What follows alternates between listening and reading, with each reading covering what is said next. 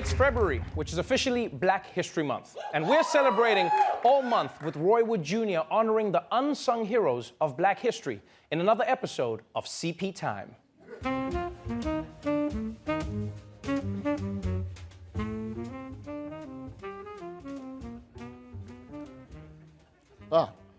Welcome to CP Time, the only show that's for the culture.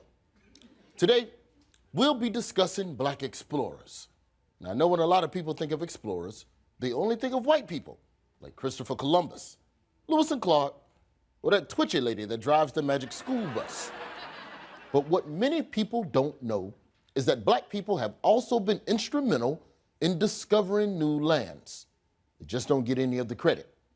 Like how I discovered the Dougie, and no one gave me credit. I was covered in spiders, and I was just trying to get them off me. Our first Black explorer is a man by the name of Matthew Henson, the first man to reach the North Pole in 1908.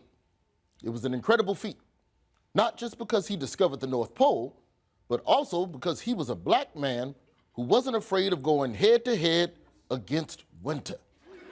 The only place I would want to discover is Miami. Party in the city where the heat is on.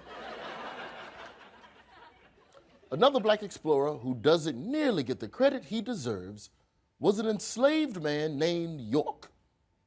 In 1804, he joined Lewis and Clark on their famous expedition across North America, making him the first Black man to travel across the U.S. continent. York was a vital part of the expedition. In fact, he was so trusted, he was even given his own gun, which was a risky move on Lewis and Clark's part. You're giving a slave a gun. You know what you call a slave with a gun? Master. Interesting fact, after the expedition, York requested his freedom from Clark, but Clark denied it because he realized that without York, he would just be another white dude lost in the forest, like a bitch. And finally, Black people weren't just tagging along with white people on these expeditions. They were also making history themselves, like Abu Bakr II, the ruler of the Mali Empire. In 1311, Abu Bakr set off on an expedition westward. Eventually, he landed in Brazil.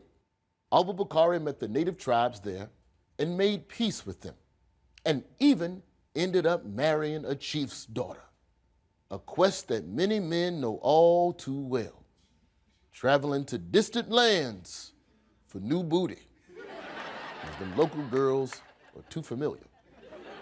So the next time you think about explorers, remember not to just give credit to white men who discovered places people already lived, Columbus, but also give credit to those of the more melanin persuasion who have explored the world, like my Uncle Bebo, who in 1990 traveled across the country searching for the Dairy Queen with the best Oreo blizzard. We haven't seen him since. That's why every day I honor my Uncle Bebo by eating one of these. We gonna miss you, Bebo.